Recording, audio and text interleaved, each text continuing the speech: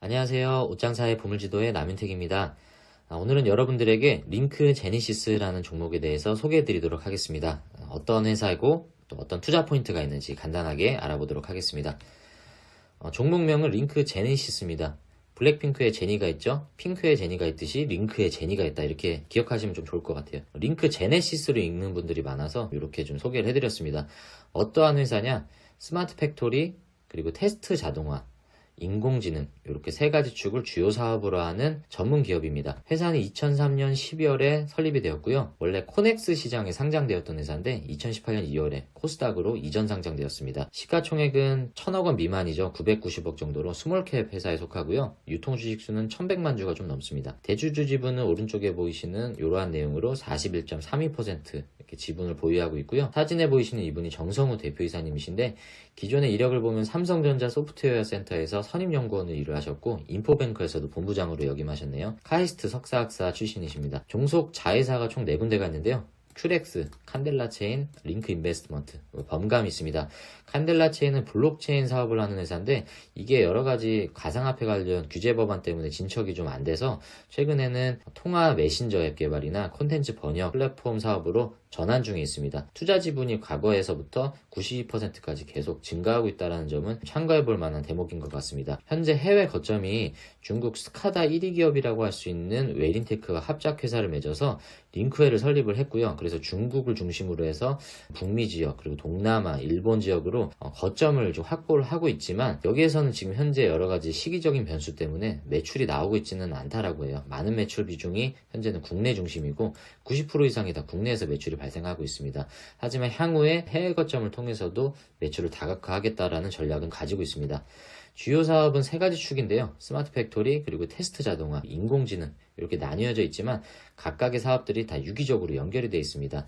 반도체 회사에 보면 이 공장 설비들이 자동화되어 있잖아요. 자동화가 되기 위해서는 각각의 기계들이 언어 체계라고 할 수 있는 기계 언어들이 소통이 돼야 되는데 이게 반도체 통신 규격이 있다고 합니다. 이거를 소프트웨어를 개발을 해서 최초로 상용화에 성공을 했습니다. 반도체, 디스플레이 이런 대기업들 중심으로 시작을 한 것을 토대로 현재는 테스트 사업이나 AI 접목을 시켜서 시스템 검증 자동화 솔루션들을 제공을 해주고 있습니다. 고객사들을 보면 자동차나 스마트 가전, 방위산업 중심으로 고객사들을 확장하고 있는 모습을 좀 보이고 있습니다. 스마트 팩토리 토탈 솔루션을 제공을 하는 회사인데 이 오른쪽에 보이시는 이 사진이 한눈에 이해를 할 수 있는 사진으로 볼 수 있고요. 각각의 공장 라인에 자동화 설비들이 이렇게 있습니다. 이 자동화 설비들이 AI 기반으로 한 영상 분석을 제공을 해주고 있고요. 통신 언어를 이 소프트웨어를 통해서 주고받습니다. 각각의 기계들이 소통을 하는 거죠. 그리고 여기에 나오는 이런 검증 데이터들을 수집을 하게 됩니다. 그래서 빅데이터화를 시키고요. 생산 공정 모니터링을 통해서 직관화시키고 자료를 생산화 과정에 접목을 시키는 거죠. 그래서 결론적으로 이것을 활용하는 고객사들이 수율이 증가하고 생산성이 증가하는 효과를 얻을 수 있습니다. 인공지능 영상 분석 솔루션인 이 블레이드라는 소프트웨어를 대표적으로 소개를 좀 해드리고 싶은데요. 제가 설명드리는 것보다 회사 홈페이지에 나온 이 영상을 보시면 좀 이해가 될 것 같아요.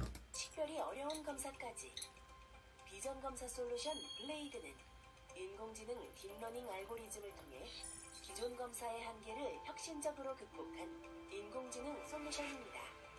기존의 비전 검사는 룰 베이스 기반으로 비전형 패턴에 대한 인식이 불가능했습니다.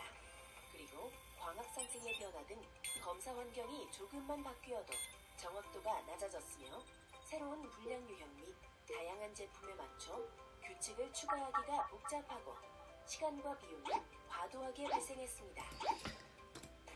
네, 그래서 이러한 단점들을 개선하고 여러 가지 솔루션들을 제공해주는 소프트웨어다라고 좀 이해를 하시면 좋을 것 같아요. 고객사들을 보면 과거에 대표적으로 반도체 디스플레이 장비 중심의 대기업들이 주요 고객사였는데 삼성이나 LG, SK 하이닉스 중심으로 고객사를 확보를 했고요. 이게 최근에는 시스템 검증 사업으로 확장이 되면서 반도체 디스플레이뿐만 아니라 스마트 가전이나 자동차 회사 그리고 방위산업 관련된 고객사들도 확보를 하고 있습니다. 국방과학연구소나 LIG 넥슨도 고객사로 확보를 하고 있습니다. 경쟁력이 뭐냐라고 좀 정리를 해보면 아무래도 스마트 팩토리 관련주기 때문에 이 스마트 공장의 보급이 늘면 늘수록 계속 매출은 증가하는 추세라고 볼 수 있고요. 여기 보시면 이 링크 제니시스 홈페이지 팝업으로 뜨는 창인데요. 스마트 공장 보급 및 확산 사업 안내라고 해서 이렇게 지원을 받고 있는 거예요. 그러니까 자신의 중소기업 회사가 스마트 공장을 추진을 하고 싶은데 구축을 하기 위해서 이런 정부 예산을 활용을 하고 여기에 필요한 기술들을 링크 제니시스가 제공을 해준다라는 내용입니다. 정부 과제 주관 참여업체로서 이런 중소기업 스마트 공장 솔루션을 제공을 해준다라는 점에서 정부에서 제공하는 스마트 공장 활성화 정책에 수혜를 입는 회사 중에 하나가 링크 제니시스다. 여기 뭐 라운피플도 같이 소개를 했는데 이런 기사가 나와 있습니다. 그리고 한림대 의료원과 파인링크라는 합작법인을 냈어요. 여기에 지금 41% 정도 지분을 보유하고 있는데 한림대 의료원이 뭘 하려고 그러냐면 최고의 AI 병원 플랫폼 구축을 목표를 하고 있다고 합니다. 이게 구축이 되면 지능형 의료 플랫폼이 구축이 되는데 과거의 의료 데이터, 단순하게 수집되던 수작업인 데이터가 자동으로 수집이 되고 실시간 자동으로 수집이 되는 시스템을 만들어서 효과적인 의료 데이터들을 축적을 하겠다라는 부분과 AI 진단 알고리즘 잘 알죠.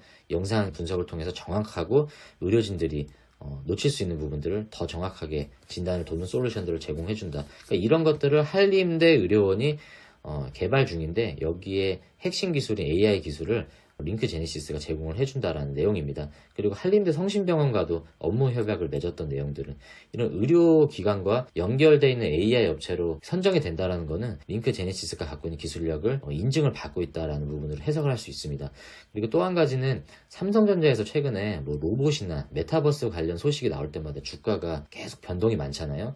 그래서 M&A에 대한 소식을 또 관심을 많이 갖는데 이 AI 관련된 AI 반도체 AI 정부나 이런 소식들이 전달될 때마다 가장 강력하게 움직이는 관련주로 또 거론이 되고 있습니다. 그 이유가 뭐냐면 링크 제니시스가 원래 AI로 시작한 회사가 아닌데 2016년에 산업통상자원부 주관으로 했던 이 ATC 여기에 선정이 됐어요. 그리고 지원 사업에 선정이 돼서 이때부터 계속 AI 분야 연구개발에 집중 투자를 하고 있습니다. 아까 말씀드렸던 한림대 의료원과 공동 회사를 설립하는 것도 이러한 것을 중심으로 한 기술 개발이 계속 이루어지고 있기 때문에 이런 R&D를 통해서 경쟁력이 증가하고 있다는 부분이고 상징적인 부분인데 전체 직원이 이때 기준으로 116명이었는데 이 중에 연구개발 인력이 86%가 연구개발 인력이라고 할 정도로 이런 R&D 사업에 특히 AI 분야에 굉장히 많은 집중을 하고 있다고 볼 수 있습니다.